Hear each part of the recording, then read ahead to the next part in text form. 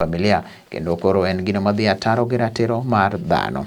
Komachielo bende Archbishop mar AIC Joseph Ole Sapit to bende nowacho ni Wajackoya koro puonjo rowere te marach, wach ma bende koro kaka jodolo ok ginyal yie kata matin. Moreover, we know bang is listed as illegal in the Narcotic Drugs and Psychotropic Substances Control Act, Section 3(2)(a) of 1984, revised in 2012.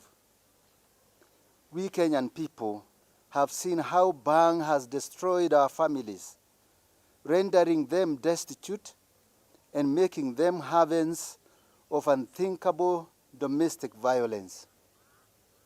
In some instances, recovery of affected individual persons and families has proved not only very expensive, but even impossible.